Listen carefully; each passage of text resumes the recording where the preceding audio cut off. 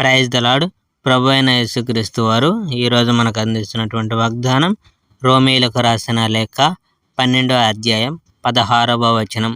హెచ్చు వాటి యందు మనస్సునుంచక తగ్గు వాటి యందు ఆసక్తులై ఉండుడి.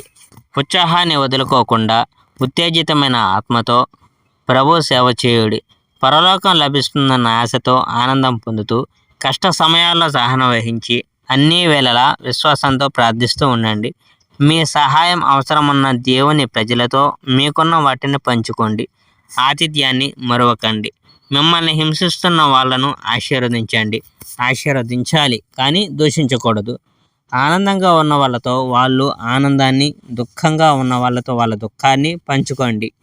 అందరి విషయంలో ఒకే విధంగా ప్రవర్తించండి. గర్వించకండి. తక్కువ స్థాయి గల వాళ్ళతో సహవాసం చేయండి. మీలో మాత్రమే జ్ఞానం ఉందని భావించకండి. కీడు చేసిన వాళ్లకు కీడు చేయకండి. ప్రతి ఒక్కరి దృష్టిలో మంచిదనిపించే దాన్ని చేయడానికి జాగ్రత్త పడండి.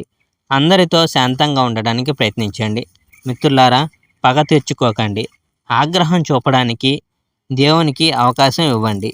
ఎందుకంటే లేఖనాల్లో పగ తీర్చుకోవడం నా వంతు, నేను ప్రతీకారం తీర్చుకుంటాను. ద్వితీయోపదేశకాండం 32వ అధ్యాయం 35వ వచనం అని రాయబడి ఉంది.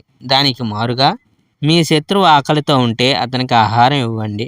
అతనికి దాహం వేస్తుంటే నీళ్ళు ఇవ్వండి. ఇలా చేయడం వల్ల కాలే నిప్పులు అతని తలపై కుమ్మరించినట్లు అతనికి అనిపిస్తుంది. సామెతల గ్రంథం 25వ అధ్యాయం 21 మరియు 22వ వచనములు. Praise the Lord. May God bless our India.